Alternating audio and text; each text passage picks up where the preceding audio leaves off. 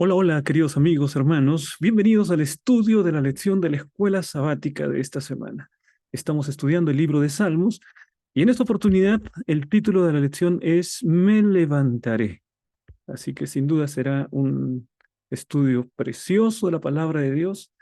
Vendrá al encuentro de nuestras más profundas necesidades emocionales, espirituales, porque el deseo de nuestro Dios es que seamos prosperados en todas las cosas y realmente eso es maravilloso. Queridos hermanos, entonces empezamos sin antes nosotros poder hacer la invitación que siempre hacemos, ¿no? Las preguntas claves. Puedes entrar en el QR que está en este momento aquí mostrándose o en la descripción del video y entonces accederás a 5 preguntas claves basadas en la lección de esta semana. La idea es consolidar el aprendizaje de la lección de escuela sabática y al mismo tiempo, mis hermanos, también que sea una herramienta que nuestros líderes de escuela sabática, maestros de escuela sabática, puedan usar ahí en la pantalla de su iglesia para dinamizar. Esta última semana estuvimos participando de una reunión grande aquí en nuestra UPU, el concilio de la UPS, y pudimos hacer participar a la iglesia con las preguntas claves y es una buena manera de poder motivar el estudio de la palabra de Dios. Así que ahí está, esa es nuestra invitación. Les invitamos también a formar parte de esta comunidad, haciéndose seguidores de este canal y también darle un like, un me gusta a este video para que pueda llegar a muchas más personas y puedan conocer más la palabra de Dios. Vamos entonces, mis hermanos, al estudio de la lección de la escuela sabática de esta semana. El título es Me levantaré y vamos a examinar primero, la primera parte siempre es la parte de motiva. La lección Me levantaré es una descripción de cómo Dios se siente indignado con la injusticia que hay en el mundo. Y entonces vamos a hablar un poco acerca del tema de la justicia en el mundo o de cómo se ha llamado a esta descripción, a esta idea linda de justicia social, la justicia social. Pensaremos un poco en este tema de la justicia social, porque evidentemente cuando nosotros observamos el mundo, encontramos que hay grandes injusticias. ¿No? Hay injusticias en prácticamente todos los ámbitos en los que el ser humano se desarrolla. Pueden haber injusticias en la familia, hay injusticias en el trabajo, injusticias en la universidad, injusticias en la escuela, hay injusticias donde hay seres humanos, hay injusticias, ¿no? Y en la sociedad también podemos identificar que hay grandes injusticias, ¿no? Y una de las grandes injusticias es que podemos constatar la existencia de sectores que son ampliamente privilegiados en la sociedad, económicamente, materialmente hablando, ¿no? Y hay sectores que son ampliamente marginados y olvidados y oprimidos dentro de la sociedad. Entonces, la visión tradicional que se tiene acerca de esta visión de la sociedad es que el grupo de personas que son privilegiados porque de alguna manera le han quitado al grupo de personas que no son privilegiadas, ¿no? Esta manera de pensar corresponde a lo que se ha llamado el dogma de Montaigne, ¿no? El dogma de Montaigne, que significa que la riqueza de unos existe en razón de la pobreza de otros. Y por lo tanto es necesario que los gobiernos se dediquen a quitar la mucha riqueza que tienen unos pocos para poder equilibrar la balanza y entregarle a aquellos muchos que tienen poco. Y de esta manera se hace una redistribución de la riqueza. Por lo general, eso es lo que se piensa respecto de las políticas de justicia social en los países, que sería una idea de poder a través de los impuestos y otras fórmulas digamos, quitar a aquellos pocos que tienen mucho y entregarles a aquellos muchos que tienen poco. Esta es más o menos la idea de la justicia social. Yo me pregunto, ¿será que la Biblia tiene algo que decir en relación con la justicia social? ¿Será que la Biblia tiene una comprensión parecida acerca de lo que es la justicia social? Hemos visto que esta idea forma parte de muchas políticas públicas en diversos países. ¿no? Pero ¿será que la Biblia tiene una idea diferente acerca de lo que es la justicia social? Bueno, evidentemente en la Biblia encontramos muchas declaraciones acerca de que Dios es justo, de que Dios es justicia. Y si vamos a la palabra de Dios, mira, vamos a encontrar algunos textos. Vamos a colocar dos ejemplos de los muchos textos que hay en la Biblia acerca de la justicia social incluso. Isaías capítulo 1, versículos 16 y 17, allí dice lo siguiente. Lavaos y limpiaos, quitad la iniquidad de vuestras obras de delante de mis ojos, dejad de hacer lo malo, aprended a hacer el bien, buscad el juicio, restituid al agraviado, haced la justicia al huérfano, amparad a la viuda. Está en Isaías capítulo 1, versículos 16 y 17. En Santiago, capítulo 1, versículo 27, encontramos la siguiente declaración. La religión pura y sin mácula delante de Dios el Padre es esta. Y ahí viene la descripción. Visitar a los huérfanos y a las viudas en sus tribulaciones y guardarse sin mancha del mundo. Mira cómo la palabra habla acerca de hacer justicia al huérfano, habla hacer justicia a la viuda. En aquellos tiempos como eran considerados los más oprimidos entre los oprimidos, ¿no? Los más necesitados entre los necesitados, el grupo de las viudas, el grupo de los huérfanos, ¿no? Y aquí el Señor intercede, tanto en el Antiguo como el Nuevo Testamento, el Señor habla acerca de amparar a la viuda, de hacer justicia con el huérfano, son declaraciones que encontramos en la palabra de Dios. Ahora bien, ¿será que la idea de justicia social en la Biblia es la misma que la idea de justicia social que se tiene en la filosofía, en la ideología política, en la práctica de muchas personas, o hay alguna diferencia? ¿Será que cuando la Biblia me habla acerca de este tipo de declaraciones que apuntan a la justicia social, se está pensando en los mismos términos con los cuales piensan muchas personas cuando hablan acerca de justicia social? Bueno, que se encargue el gobierno tiene que quitar impuestos a los ricos para poder distribuir a los pobres y entonces de esa manera vamos a poder alcanzar más igualdad, ¿no? Esa es la idea del igualitarismo. Le vamos a quitar a algunos para poder entregarle a los otros y entonces allí allí se alcanza la plena igualdad. ¿Sabes? El gran problema de esta idea es que, como dice aquel viejo refrán, el que parte y reparte muchas veces se queda con la mejor parte, ¿no? Y de allí vienen muchos problemas que también enfrentamos en la sociedad. Veamos, mis hermanos, cuando la Biblia nos habla acerca de la justicia social, ¿qué diferencia encontramos con la idea general de justicia social que nosotros escuchamos? Bueno, vamos a poner una primera diferencia.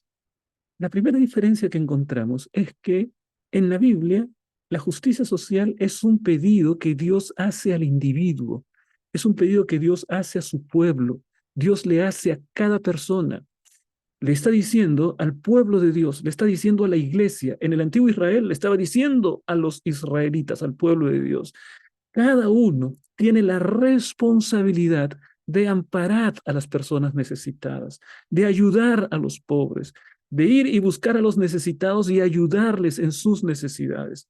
Entonces, no es que se trataba de una responsabilidad colectiva, ¿no? Porque así también se diluye la responsabilidad, ¿no? Bueno, que se encargue el gobierno, que se encargue otra persona que está en el poder, ¿no? Que se encarguen. Yo, por mi lado, simplemente lo que voy a hacer es pagar mis impuestos, entonces ahí ya que se encarguen de distribuir, ¿no?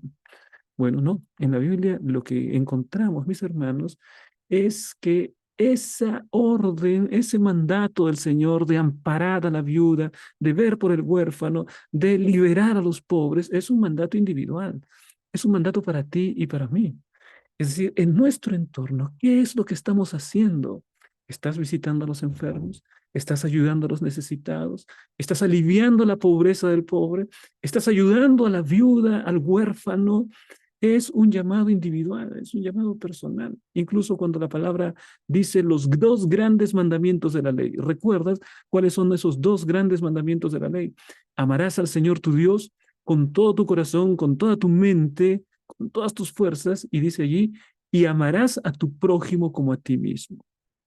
Ese es un mandato para el cristiano, directamente para ti, como miembro de la iglesia cristiana, como parte del pueblo de Dios. Tienes que amar a tu prójimo y amarlo como a ti mismo. Entonces, mis hermanos, allí ya encontramos una primera diferencia, ¿no?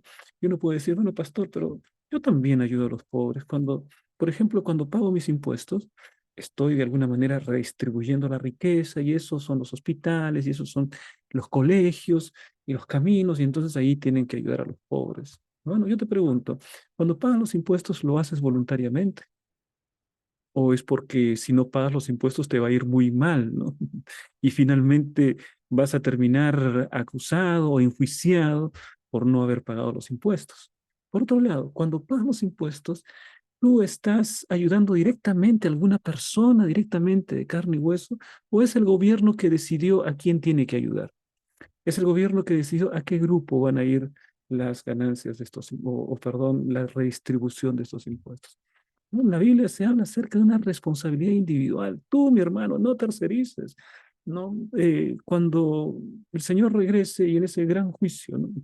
El Señor pregunta allí en Mateo capítulo 25, en el juicio de las naciones, porque tuve hambre y me disteis de comer, porque tuve sed y me disteis de beber, porque estuve enfermo y me visitasteis, estuve en la cárcel estuvisteis conmigo. ¿Te das cuenta? Siempre apunta a nuestra responsabilidad como cristianos.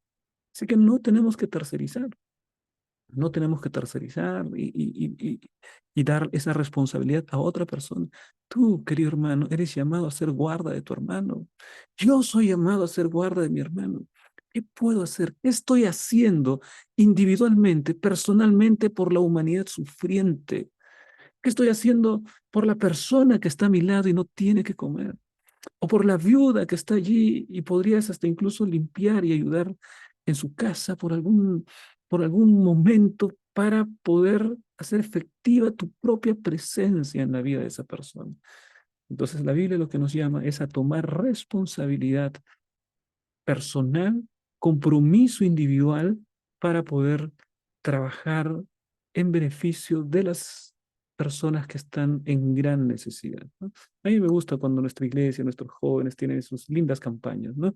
Plan Caleb, salen bueno, plantan árboles, llegan a casas de personas necesitadas y les limpian la casa, están trabajando con ellos, alimentan a las personas necesitadas, hay comedores, y visitan a los enfermos y dan abrazos, y una cantidad de actividades lindas, motivando a nuestros jóvenes para poder expresar un cristianismo práctico. Son actividades preciosas. Sin embargo, mis hermanos, más allá de las actividades que se hacen con esa motivación de llevar a los jóvenes a esta experiencia, debemos hacer de eso una parte integral de nuestra vida.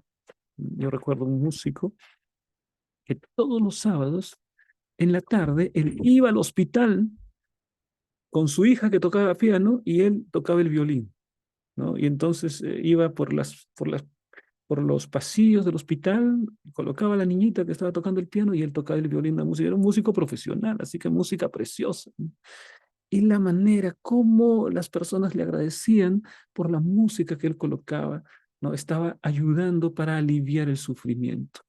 No se trata todo de dar dinero. A veces se trata de dar una palabra de aliento o simplemente a veces de estar presente y de esa manera ayudar a las personas que están sufriendo, a quienes se encuentran en necesidad.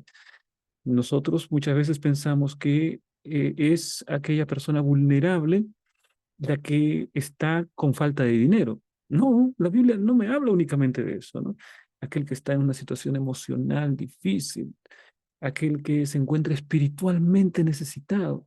Es decir, todas las personas, de una u otra manera, en algún momento pasamos por estas necesidades. Y entonces por eso la palabra nos dice, amaos los unos a los otros. Y ese amor implica una preocupación activa por aquello a lo que amamos. Una preocupación activa y además también demostrada en hechos prácticos para buscar el bienestar de aquello que nosotros amamos. Y si amamos al prójimo, tenemos que tener esa preocupación activa por el prójimo. Qué lindo que es el mensaje cristiano, mis hermanos. Por otro lado, también en la palabra de Dios no encontramos nosotros una visión negativa de la riqueza. No es que los ricos son malos y los pobres son buenos, ¿no? En la Biblia todo depende de en qué se origina la riqueza. Si nosotros vamos a la historia de Abraham, vamos a encontrar que era un hombre rico, era un hombre de posesiones enormes. Si vamos a la vida de Job, Job era un hombre, dice allí, cuya familia era una familia eh, con muchas posesiones, tenía hijos, un hombre que era próspero en todos los ámbitos, ¿no? Riqueza familiar, riqueza espiritual, riqueza material también. Así que en la Biblia no se denosta de la riqueza, no se dice que la riqueza es mala, ¿no? Todo depende de cómo es que se origina la riqueza. Si, por ejemplo, la riqueza se origina del robo, entonces esa es una riqueza mala.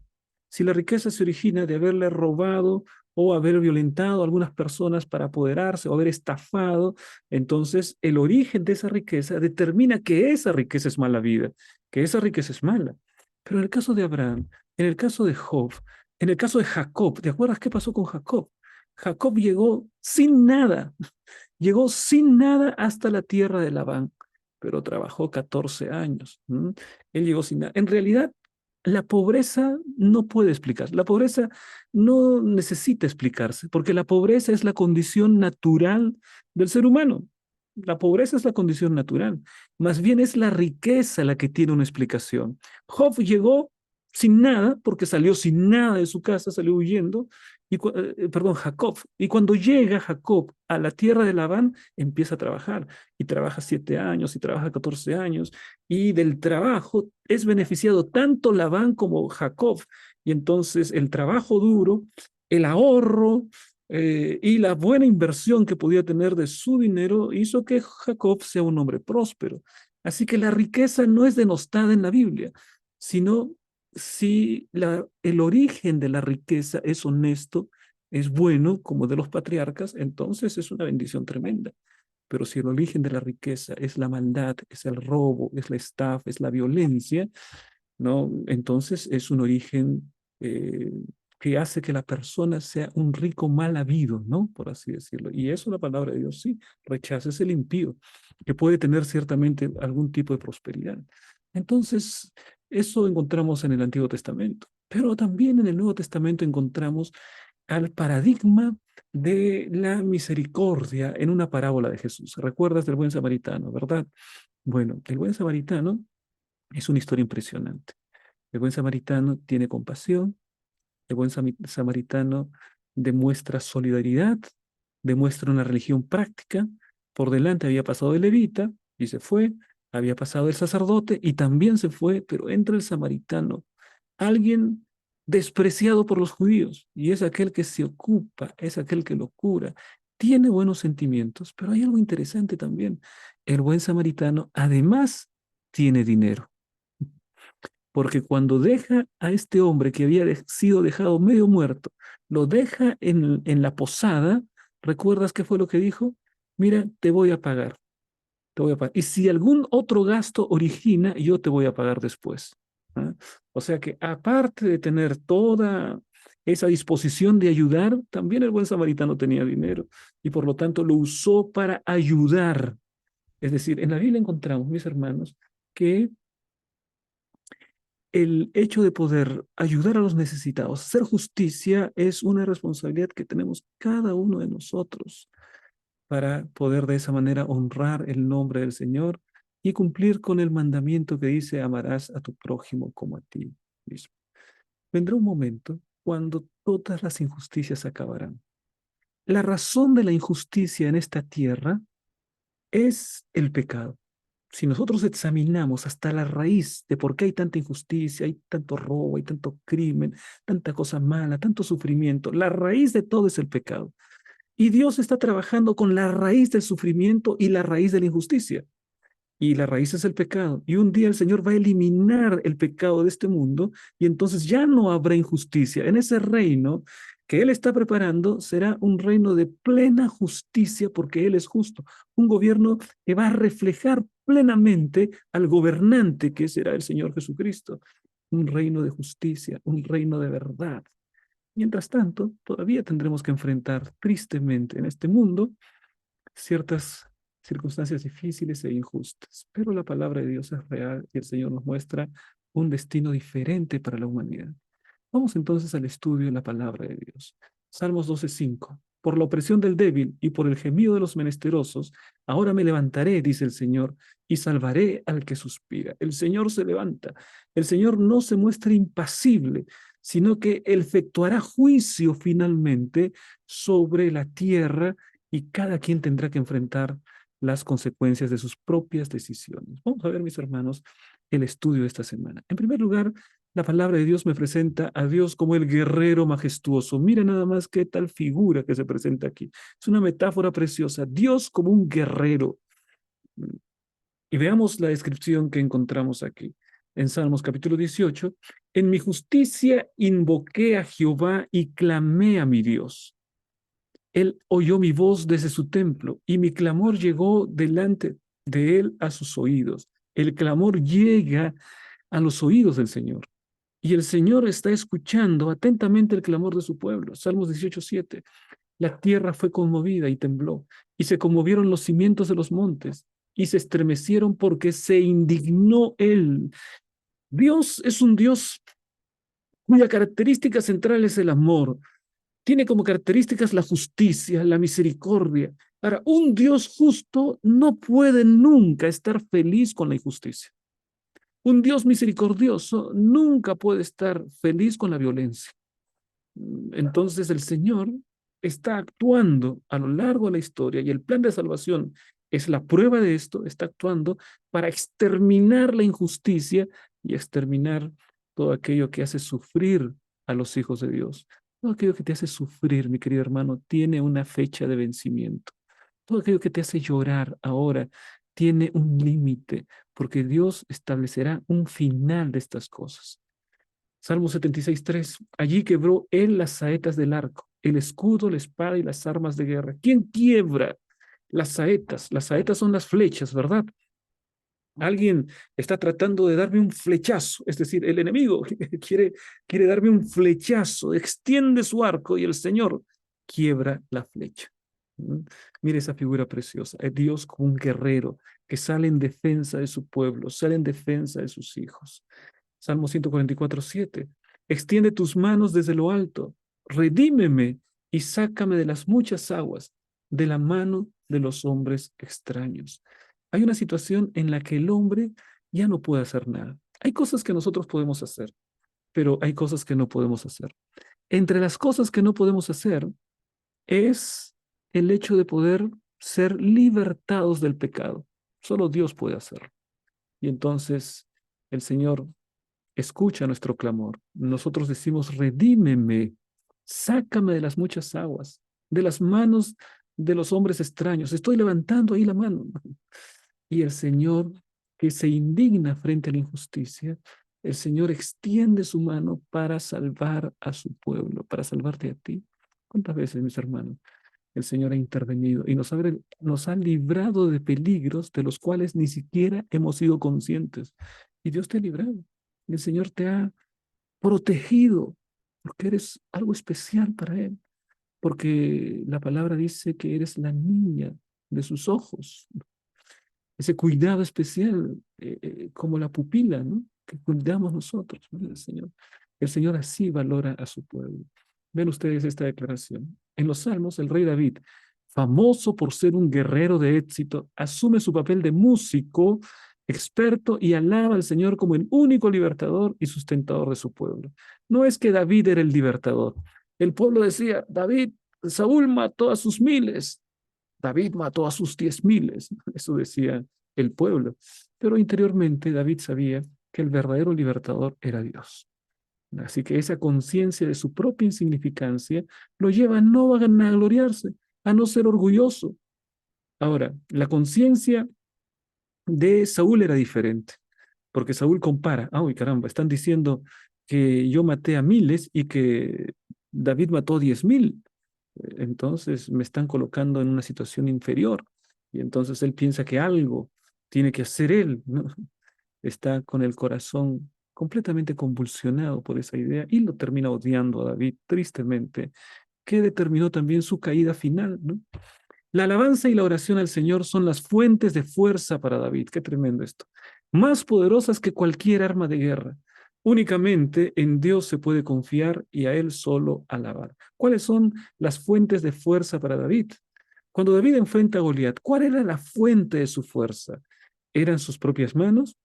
¿Eran su honda y su piedra? ¿Cuál era la fuente de su fuerza cuando David enfrenta a Goliat? Él mismo lo dice. David escucha una amenaza horrible de parte de Goliat.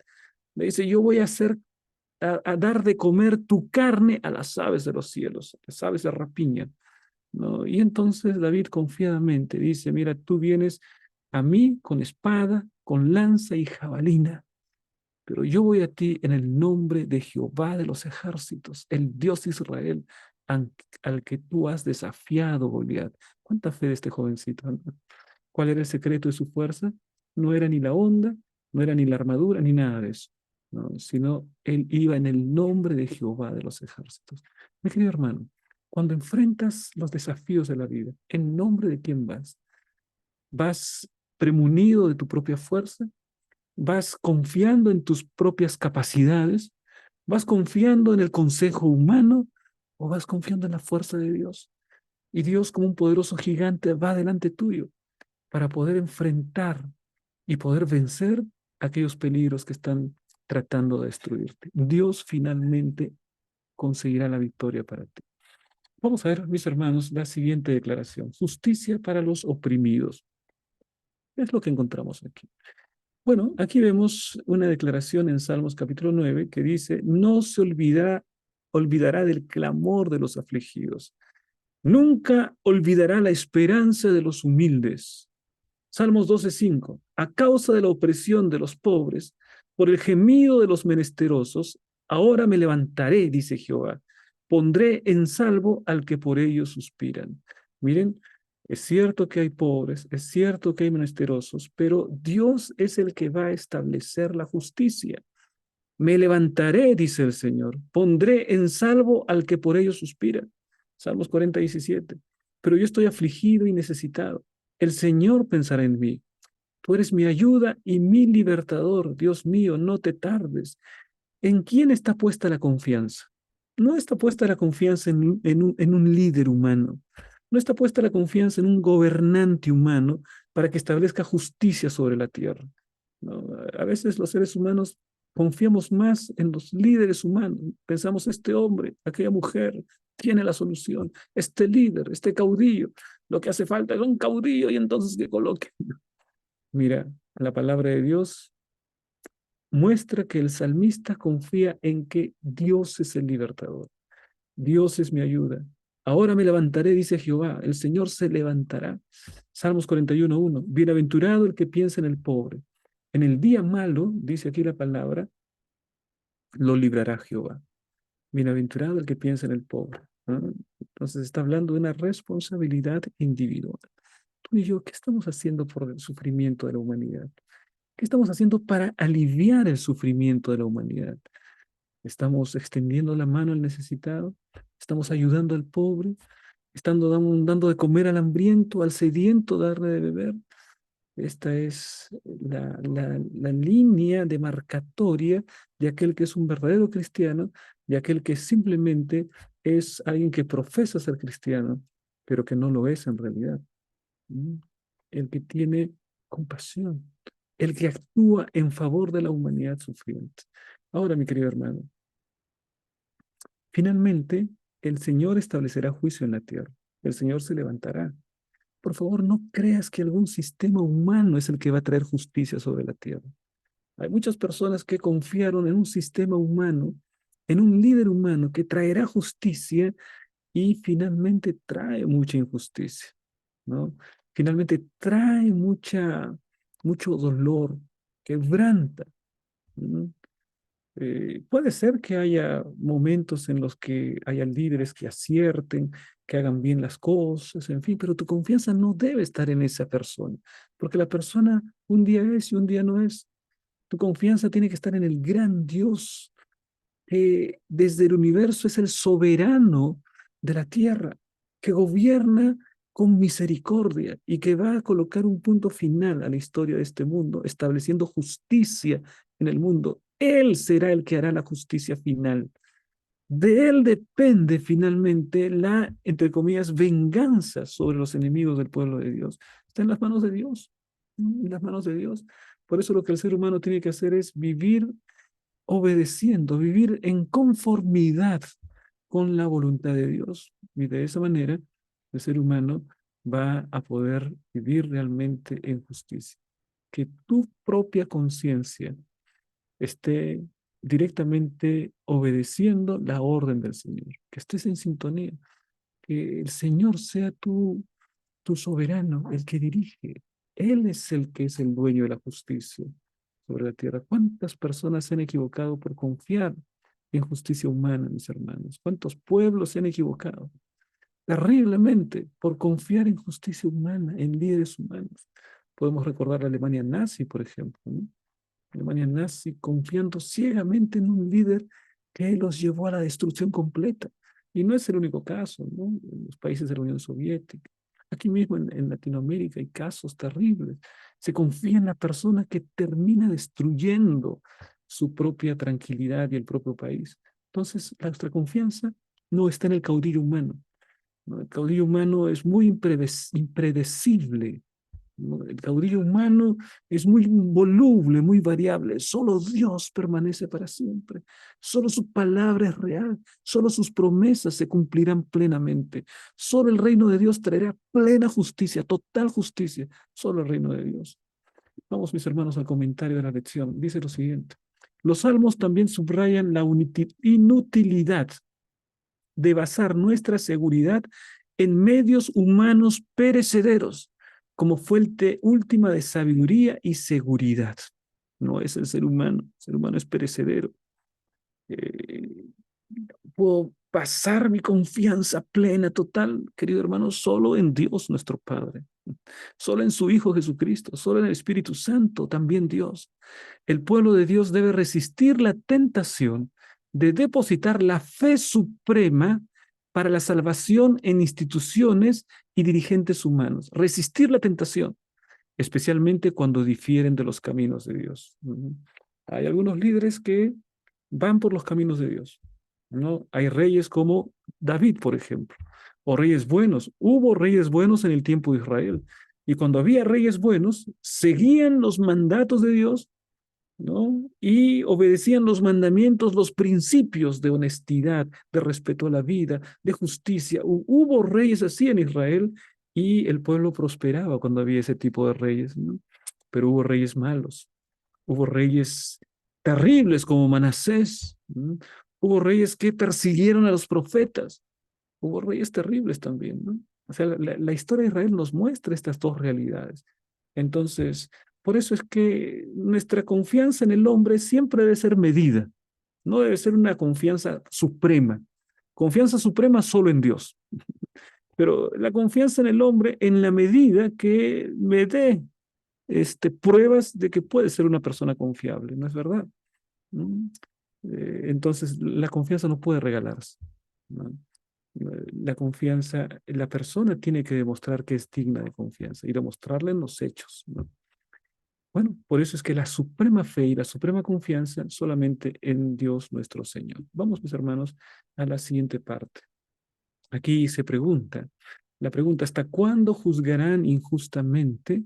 Esta es una pregunta de una persona que se encuentra desesperada, ¿no? Dice aquí, ya estoy cansado de la injusticia. Estoy hasta la coronilla con tanta injusticia en este mundo. ¿Hasta cuándo va a continuar esta realidad? Puede ser que nosotros nos sintamos así. Así sentía también el salmista, viviendo en un mundo imperfecto, de dolor, de injusticia. Muchas veces podemos preguntarnos eso. Y eso es lo que dice el salmista, Salmos 82, 2, por ejemplo. ¿Qué encontramos allí? ¿Qué es lo que dice? ¿Hasta cuándo juzgaréis injustamente y aceptaréis las personas de los impíos? ¿Hasta cuándo? ¿Hasta cuándo juzgaréis injustamente? El Señor es el Rey de Reyes, es el Señor de los señores, es el juez de los jueces. El Señor tiene soberanía plena. ¿Sabes, mi querido hermano? Toda persona tendrá que dar cuenta de sus actos a Dios, todos, incluyendo los reyes, incluyendo los presidentes, incluyendo los jueces, todos aquellos que se encuentran, como dice el apóstol Pablo, en preeminencia, que han recibido una cierta autoridad de parte de Dios, autoridad grande o pequeña, y la autoridad está repartida en todas partes. Un padre de familia es una figura de autoridad. Una madre de familia es una figura de autoridad. Un profesor es una figura de autoridad. Un director del colegio, por supuesto, también es una figura de autoridad. Un alcalde, un gobernador, un presidente, no son figuras de autoridad. Todos los seres humanos, no importa cuán encumbrados estén, todos tendremos que dar cuenta de nuestras acciones. Y aquel que más responsabilidad se le ha dado, más se le va a exigir. Cuanto más responsabilidad tenga. Tú fuiste presidente. Mira, ¿qué hiciste? Tenías oportunidad de servir a las personas. Tenías oportunidad de ayudar para establecer justicia, para que la verdad se difunda. ¿Y qué terminaste haciendo? Terminaste robándole al pueblo, terminaste tomando del dinero que no te pertenece y así difundiste. Empezaste a tomar cautivos a los jueces, empezaste a tomar cautivos a diferentes tipos de personas, esparciste el soborno. ¿Puede decir eso? Claro, cuanto más autoridad tiene una persona, mayor responsabilidad le será cobrada por el Señor. El Señor va a pedirle una mayor, digamos, responsabilidad, le va a exigir respecto de aquella autoridad que le fue confiada. Mm. Miren lo que dice en Salmos 82, 3 al 5. Este es el mandato que hace a aquellos que se encuentran en posición de autoridad. Posición de autoridad. ¿Qué dice allí? Defended al débil y al huérfano. Haced justicia al afligido y al menesteroso. Librad al afligido y al necesitado. Libradlo de manos de los impíos. No saben, no entienden, andan en tinieblas, tiemblan todos los cimientos de la tierra. ¿Qué es lo que tiene que hacer un gobernante justo? Un gobernante justo tiene que establecer justicia de tal manera que defiende la causa del débil y la causa del huérfano, en el sentido que establece la verdadera justicia. ¿Mm? Para las personas que se encuentran en esta situación. Ahora, no es establecer justicia, robar de unos para darle a otros. No encuentro esa definición en la Biblia. Pero, por ejemplo, en el caso de Salomón, ¿se acuerdan ustedes de Salomón?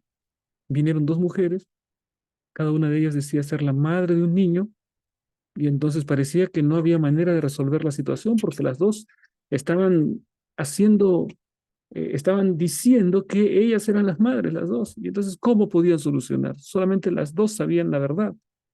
Y entonces Salomón recurre, ¿no? A ver, vamos a partir al niño para que cada una se lleve una parte del niño. Y allí salta la verdadera madre y dice, no, llévatela. Que se la lleve, Señor, pero que esté vivo. La otra, la que no era la verdadera madre, quedó en evidencia, porque dijo, sí, que se la lleve. Bueno, y entonces allí actuó con sabiduría, ¿no? Restituyendo, encontrando la verdad y dándole a la madre, a la verdadera madre, dándole a su hijo. Y así hizo justicia. Es decir, entregó a cada quien lo que le pertenecía. Estableció justicia.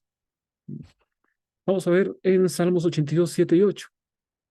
Pero como hombres moriréis, y como cualquiera de los príncipes caeréis. Levántate, oh Jehová, juzga la tierra, que tú heredarás todas las naciones. Hubo un rey que quería aprender geometría. ¿Mm? Y entonces el famoso Euclides, ¿no? El padre de la geometría, fue a darle clases. Y este rey no entendía la geometría. Por muy rey que era, no tenía facilidad para las matemáticas y para la geometría. Y le dice, Euclides, enséñame una manera más fácil. Y la respuesta de Euclides es muy interesante, porque le dice, Rey, no hay un camino real para la geometría. O sea, no es que los reyes tienen un camino especial para aprender geometría. ¿Mm? Los reyes también tienen que aprender como cualquier otro la geometría, le estaba diciendo Euclides. Bueno, aquí en este versículo no hay un camino especial para los reyes. No, no, no, no. Le está diciendo pero como hombre moriréis. O sea, van a tener que enfrentar el juicio como todos los demás. No hay diferencia. La exigencia moral sobre los seres humanos es la misma para el rey que para el mendigo. La exigencia moral que Dios quiere de él es la misma, no importa cuál sea la condición en la que la persona se encuentre. Y entonces le está diciendo en este salmo, mira, como cualquier persona, el Señor te va a juzgar. Vas a tener que dar cuenta de tus actos delante de Dios. No creas que por ser rey tienes el camino abierto para hacer lo que te da la gana. No, el Señor te va a juzgar finalmente y tendrás que responder por tus propios actos. Y entonces viene también el llamado, levántate, oh Dios, juzga la tierra, porque tú heredarás todas las naciones. Se está pidiendo, es lo que podemos pedir nosotros, ¿no? Lo que los salmistas pidieron en el tiempo pasado, podemos hacerlo nosotros también. Señor, levántate. Señor, juzga la tierra. Estamos en un escenario de juicio actualmente, sabemos eso por la enseñanza bíblica del juicio preadvenimiento, del juicio investigador. Y entonces, lo que estamos diciendo es, Señor, juzga la tierra.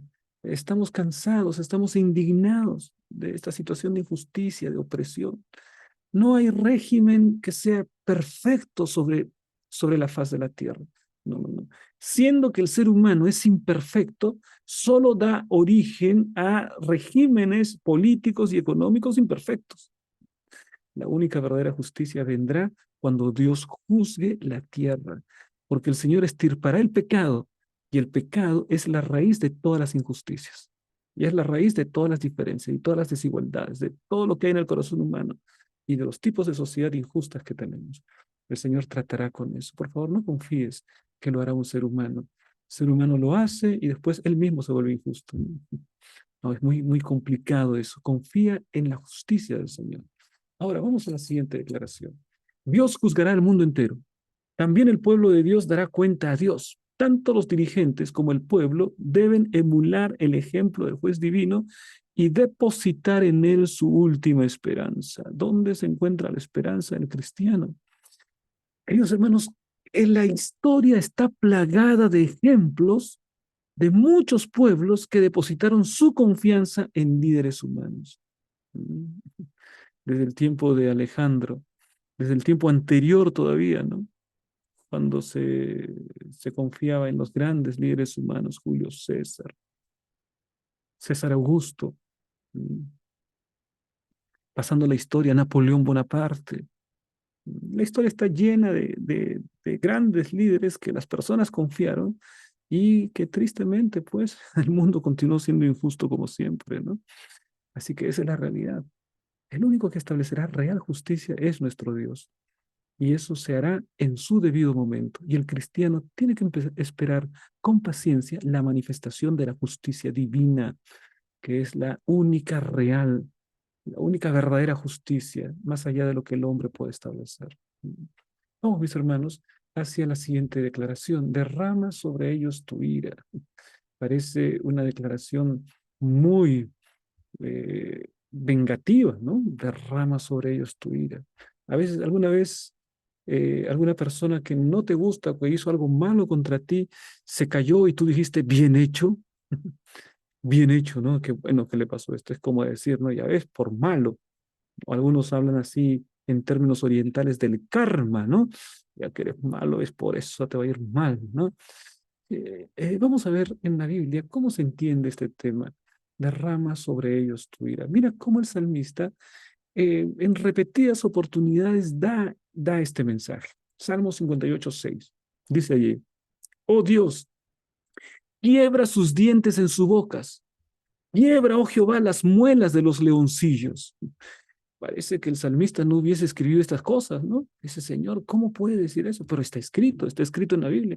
El salmista está en un momento de frustración tan grande y eso le deposita en su pedido al Señor. Quiebra sus dientes en su boca. En otras palabras, Señor, dales un golpe de derecha, como un boxeador, ¿no? Dales un golpe en la boca y entonces quiebra sus dientes. Ese deseo de venganza, que les vaya mal, Señor, ¿no? Mira, no es Dios que está expresando estas palabras, son los salmistas que están expresando estas palabras. Dios no es el que quiere las cosas actúen así en términos de venganza para el ser humano, no, Él va a establecer una justicia justa, ¿no? Pero el salmista sí, y el salmista es un ser humano como tú y como yo. En ciertos momentos, esos sentimientos están en nuestro corazón. Tú puedes pedirlos delante del Señor, tú puedes exigir, Señor, justicia es justicia. Es decir, sé amplio cuando te expresas delante de Dios, sé amplio. Ahora, por favor, y aquí hay una diferencia notable con cualquier otro tipo de enseñanza, pero ten en cuenta lo siguiente. Cuando tengas que expresar tus sentimientos de frustración, de resentimiento, de ira, exprésalos solo a Dios. ¿Mm? Cuando tengas que compartir el amor, la misericordia, compártelo a los seres humanos. Pero si tienes que expresar las cosas más, los sentimientos más horribles que hay, no te detengas, díselos al Señor, manifiéstalos como lo hicieron los salmistas en el tiempo antiguo, ¿no? Pero eso manifiéstalos al Señor en la soledad, en la privacidad de tu habitación, en el cuarto secreto, en la cámara de oración, en el lugar escondido. Derrama tu alma con los sentimientos más horribles que puedas tener, derrámalos delante del Señor, derrámalos. Pero permite que el Señor transforme tu corazón. ¿Mm? Permite que el Señor cambie la perspectiva de tu vida. Una vez que has hecho catarsis, por así decirlo, delante del Señor, has manifestado todos tus sentimientos, por más horribles que estos sean, los has manifestado. Ahora espera confiadamente en que el Señor cambie tu corazón y de un corazón frustrado te coloque un corazón lleno de esperanza en su providencia, lleno de confianza en el cumplimiento de sus promesas. Ese cambio Él va a operar en su corazón. Así que habla con libertad, pero también espera en la transformación que el Señor quiere operar en tu vida. Y por otro lado, a los seres humanos no les manifiestes tu amargura, tu resentimiento, no, tu deseo de venganza, no, eso para Dios. Al ser humano, manifiéstale tú, como dice la palabra, ¿no? Amad a vuestros enemigos, bendecid a aquel que os maldice. Al ser humano, trátalo de la mejor manera en que puedas, como Dios lo trataría. ¿Mm? Muy difícil, pero es el mensaje que encontramos en la Biblia, ¿no? Va contra nuestra propia naturaleza, pero es el mensaje de la Biblia. Eso es algo que solo lo puedes hacer a través de el Señor Jesucristo morando en ti, el Espíritu Santo haciendo su obra transformadora. Y así vas a poder decir, para mí el vivir es Cristo. Como el apóstol Pablo vas a poder decir, con Cristo estoy juntamente crucificado. Ya no vivo yo, sino vive Cristo en mí. Y lo que ahora vivo, lo vivo en la fe del Hijo de Dios, el cual me amó y se entregó a sí mismo por mí. Qué texto maravilloso, ¿no? Ya sentimientos diferentes, no son tus sentimientos. Ahora Cristo mora en ti y entonces son sentimientos diferentes. Es un milagro el que el Señor hace en nuestra vida. Mira, en Salmo 69, derrama sobre ellos tu ira y el furor de tu enojo los alcance. Sea su palacio asolado, en sus tiendas no haya morador, porque persiguieron al que tú heriste y cuentan del dolor de los que tú llagaste. Pon maldad sobre su maldad y no entren en tu justicia. Mira, son los deseos del salmista, ¿no? El salmista se encuentra indignado con la injusticia y entonces le dice al Señor, derrama sobre ellos tu ira. Esta es una oración. Y el furor de tu enojo los alcance, Señor. Su palacio sea asolado, destruye su palacio. En sus tiendas no haya morador, que nadie viva de sus tiendas. ¿Cuál es la razón? Porque persiguieron al que tú heriste. Es decir, ya la persona estaba siendo probada, estaba pasando por un momento difícil y todavía añadieron dolor al dolor, añadieron sal a la herida, hicieron leña del árbol caído. Y entonces el salmista dice, eso no es justo, Señor. Actúa. Ya estaba sufriendo esta persona, ya estaba oprimida esta persona y actuaron con injusticia sobre el injusto, sobre aquel que estaba enfrentando una situación difícil. ¿Ah? Señor, que ellos no entren en tu justicia, Señor. Y mira el Salmo 137, el pueblo se encuentra en Babilonia, frente a los ríos de Babilonia, y dice el versículo 8, hija de Babilonia, la desolada, bienaventurado el que te diere el pago de lo que tú nos hiciste. Sea feliz aquel que ejerza venganza contra ti. Tú nos sacaste de Babilonia, nos has sacado de Jerusalén. Has destruido nuestra ciudad, has destruido nuestro templo, lo destruiste, Babilonia, que alguien te haga lo mismo. Bienaventurado aquel que te haga lo mismo. Es decir, hay una expresión de eh, que haya una retaliación, ¿no? Que hay una venganza, que hay un pago, pero esa es la expresión humana. Ahora, Dios actuará en su debido momento. A su debido momento Babilonia también sufrió, ¿no?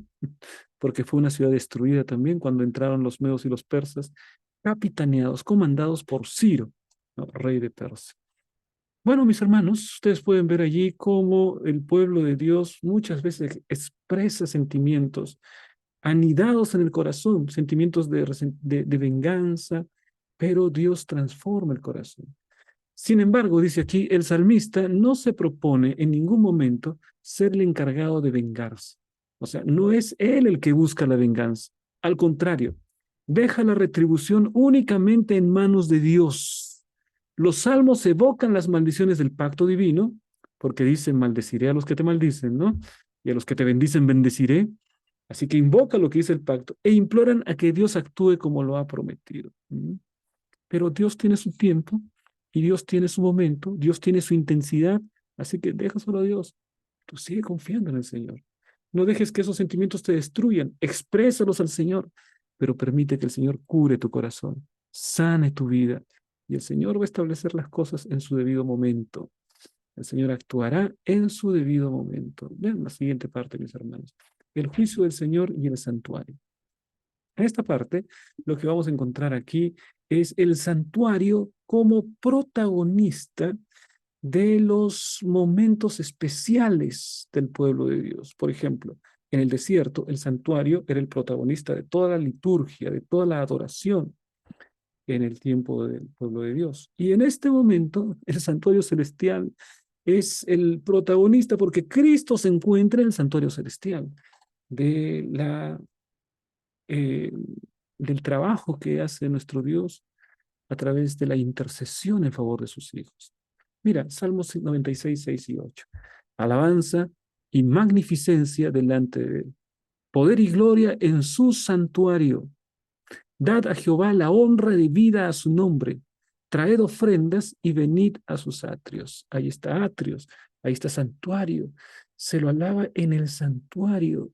Él está como intercesor en este momento. Por eso tú, mi querido hermano, puedes acercarte confiadamente al trono de la gracia. Él está intercediendo por ti. Él ya entregó su vida por ti. Ahora está aplicando los beneficios de esta salvación para ti a través de su obra en el santuario. Salmos 99, 4. Y la gloria del rey ama el juicio. Tú confirmas la rectitud. Tú has hecho en Jacob juicio y justicia. La justicia viene del Señor. Salmos 132, 7 y 8. Entraremos en tu tabernáculo. Nos postraremos ante el estrado de sus pies. Levántate, oh Jehová, al lugar de tu reposo, tú y el arca de tu poder. Dice allí, levántate al lugar de tu reposo. ¿Qué significa esto? ¿Cuál es el lugar del reposo del Señor? Señor, levántate al lugar de tu reposo. Salmo 132, ahí dice lo siguiente. Porque Jehová ha elegido a Sión, la quiso por habitación para sí. Este es para siempre el lugar de mi reposo. El santuario es el lugar del reposo. Aquí habitaré porque la he querido. Está hablando acerca ya Sión. Cuando se habla de Sión en la Biblia, hay una alusión también, no a solamente a Sión físicamente, el monte de Sión donde estaba Jerusalén, sino hay una alusión al lugar de la presencia de Dios en el cielo, ¿no? El tabernáculo del Señor. Allí habitaré porque lo he querido. Desde el santuario el Señor intercede por ti, mi hermano. No importa cuán grande sea tu pecado, no importa cuán profundamente hayas caído en la peor desolación, en la peor tristeza, no importa cuán oscuros sean tus sentimientos, desde el santuario el Señor intercede por ti y perdonará y transformará y quitará el sentimiento horrible que tiene que ser cambiado y en su lugar va a colocar la paz de Jesucristo. La paz que es la paz que el mundo no da, es solo la paz que Cristo puede dar. Ese es el cambio que coloca en tu corazón y entonces adquieres confianza, adquieres seguridad en que finalmente los juicios divinos serán los correctos. El juicio del Señor desde Sión trae como resultado el bienestar de los justos y la derrota de los impíos. El santuario alentaba las jubilosas expectativas de la venida del Señor como juez, especialmente durante el día de la expiación. Asimismo, los salmos refuerzan la certeza de la inminente llegada del juez divino, a saber, Jesucristo en el santuario celestial. El santuario celestial es el lugar donde se está efectuando el juicio del pueblo de Dios. Delante de él, mis hermanos, están pasando nuestros nombres. Necesitamos estar completamente rendidos al Señor nuestro Salvador. Y Él, que es nuestro abogado, nos va también a defender en el momento del juicio para que podamos finalmente estar en la patria celestial, el lugar eterno de los redimidos. Qué preciosa esta promesa. Vamos, mis queridos hermanos, a la última parte. Ahí encontramos esta declaración del aplica. Pregunta en el aplica. ¿Cómo podemos entender el lenguaje duro de algunos salmos? ¿Cómo nos ayuda ese lenguaje a vernos reflejados en la humanidad de quienes los escribieron? ¿Hay lenguaje duro en los salmos? Por supuesto que sí. Los salmos se hablan de, Señor, quiebre los dientes a mi enemigo, ¿no? Señor, ¿quién le daría aquello que Babilonia nos hizo? Bendito sea aquel que destruya Babilonia como Babilonia nos ha destruido. Y una cantidad de sentimientos expresados en esas palabras. ¿Qué significa esto? Bueno, significa, mi querido hermano, que delante de Dios tienes que derramar tu alma.